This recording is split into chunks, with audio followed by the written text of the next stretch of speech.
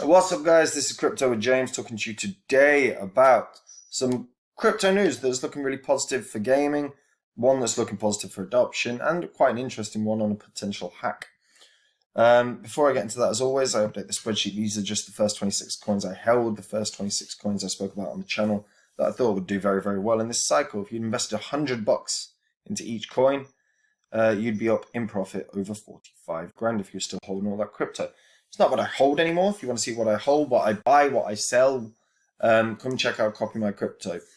We had a very, very good 2021. 2022 is primed to be even better. Whether or not there's crazy things happening in the world, there are still opportunities within this market, particularly when a bear cycle fully kicks in. That is going to be an opportunity to get exceptional cryptos at discount prices.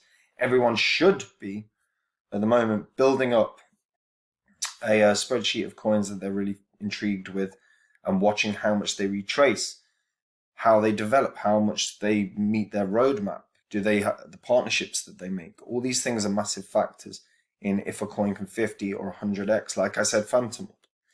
And when a bear cycle fully kicks in, I'm going to be sharing the coins that I think have got that potential with the Copy My Crypto members. So if you want to be a part of it, click at the link in the description and check it out. Right. We'll start with the Forbes article. Now, you guys know I don't like Forbes generally. They're very down on crypto. But there's quite an interesting article about an Austrian programmer, an ex-crypto CEO who they believe stole 216... sorry, I don't know where's 216? Oh yeah, 2016. So in 2016 stole $11 billion worth of ETH. So basically, the DAO got hacked, right? And this person did an investigation. So they believe that it points to a 30-year-old programmer who is best known for being the co-founder and CEO of TenX. The market cap of the tokens, which spiked at 535 million, now just sits at $11 million. Now, to put the enormity of the hack into perspective, with ETH now trading around 3K, 3.6 million ETH would be worth around $11 billion. The DAO theft famously and controversially prompted Ethereum to do a hard fork where the Ethereum network split into two as a way to restore stolen funds, which ultimately left the dark DAO holding not ETH, but far less valuable Ethereum Classic. The proponents of the hard fork had hoped that Ethereum Classic would die out, but it now still trades at around $30 bucks. So that means the descendant wallets of the dark DAO now hold more than $100 million in Ethereum Classic. And it's obviously one of the biggest whodunits. Apparently, it all points to Toby Hunish, co-founder of TenX.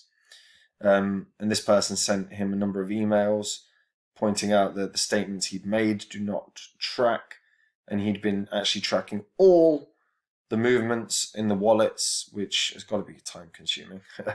And yeah, very, very interesting. So if the community wanted to keep the attacker from cashing out, they would need to put tokens in the hacker's dark DAO, and then in any future split DAOs, the unknown hacker created. So the bottom line is, if the white hats ever missed their window to object, the attacker would be able to abscond with the funds, meaning this informal group would have to be constantly vigilant. It's a very, very weird scenario, and it's a hell of a lot of money to just have disappeared. It's actually a very, very good article. It's really comprehensive. So I would really recommend people read it. It's actually pretty good. You know, one of the few Forbes articles I've enjoyed. But it's a hell of a read, so take your time with it. So, really good adoption story. South Korea's top bank looking to launch crypto ETFs as soon as possible. So crypto derivatives and ETFs. Now, this is obviously a fairly significant story.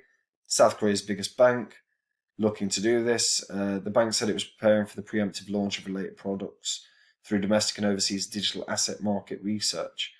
They'll launch virtual asset themed equity funds as soon as possible, and they plan to hold a virtual asset conference for customers and publish periodicals. KB Kookmin is the country's largest bank by net profit. The bank's holding company, KB Financial Group, clocked a total of $382.7 billion in assets under management by the end of Q4, according to their earnings reports. So a lot of money there, even if it's only 2% coming into the market. That's still, $6 billion coming into the market all of a sudden for crypto. It's always a good thing. And obviously it gives citizens of Korea and particularly companies within Korea and traders within Korea the opportunity to start investing into crypto products. They're hoping to jump into the industry as quickly as possible following the deregulation in Korea, which obviously bodes very, very well. The hope is that with the two presidential candidates, they're going to see a more relaxed regulatory environment in a country that currently imposes very strict crypto laws. But the fact that they're preparing for this to some degree means that they believe that there is going to be some level of relaxation in terms of regulation within Korea. So again, really positive news for the crypto space. And obviously it's nice to see some positivity with all the sort of uncertainty in and around Russia, Ukraine at the moment. And crypto exchange FTX is launching a gaming unit to drive token adoption. They believe that they can be a crypto as a service platform for game publishers.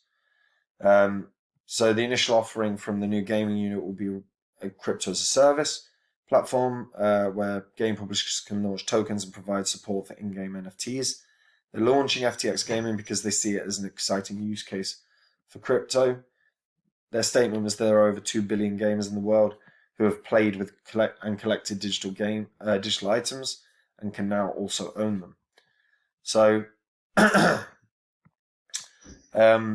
the past few months, we've obviously seen tons of stuff with NFTs and gaming and play to earn models in the last year, really. And Brett Harrison, who's the president of FTX US, told The Verge in this article that the company believes blockchain tech can build on existing game features without detracting from the experience of the players who are hesitant to adopt it. And that's one thing, excuse me, to bear in mind. A lot of people, particularly a lot of gamers, are still hesitant to start participating. And initial capital sometimes is a real problem. But they believe that blockchain tech takes features of games that already exist, such as in-game avatars, skins, and rewards, and makes it possible for players to own, invest, and trade the items outside the game. But the enjoyability of the game for all players, including those who don't wish to participate, should always be the primary objective of whether blockchain tech is involved. It's another move by FTX. It looks good for anyone that's interested in gaming. Gaming was always going to have a second run. This might be something that pushes gaming forward. FTX themselves have obviously been an absolute titan in the last couple of years in terms of what they've done. Coachella Festival, they launched an NFT marketplace for Coachella Festival where photographers, posters, and lifetime passes to the festival sold as NFTs.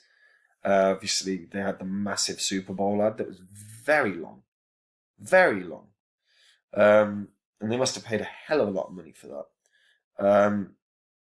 It was a good ad, but very long. And they also closed a $400 million funding round in January. So the company has become one of the most valuable private crypto firms in the world and claims to be the third largest exchange by trading volume. They relocated from Hong Kong to the Bahamas in September of 2021, citing the Caribbean's favorable and comprehensive regulatory regime. Obviously, that's worth bearing in mind. Maybe we all have to move to the Caribbean. Not a bad shout. But again, FTX making moves. Potentially, this does very well in terms of strengthening the token FTX, but I think that's probably less of an issue or less of a positive than what comes out of gaming, which is more publishers, more gaming publishers will go to someone like FTX, who can provide the necessary platform to really promote upcoming games really strategically very, very well. FTX have been doing that for the past couple of years with their own platform. So the way that they could boost some of these games could be incredible. So good to see. And nice to see the general market, having a bit of a bounce off of the last few days of general rough terrain. So yeah, things are looking a little brighter today. Yeah, that's it for me. Hope you're all keeping well. If you're new to crypto, you can come check out Copy My Crypto. I've been in this space for many, many, many years now. And on Copy My Crypto, I share what I'm buying, what I'm selling. If you're brand new to crypto, you can literally copy trades. Very, very simple. And yeah, there's beginner tutorials for anyone that's completely new. So if you want to check it out, the link is in the description. Anyway, take it easy, guys. Bye-bye.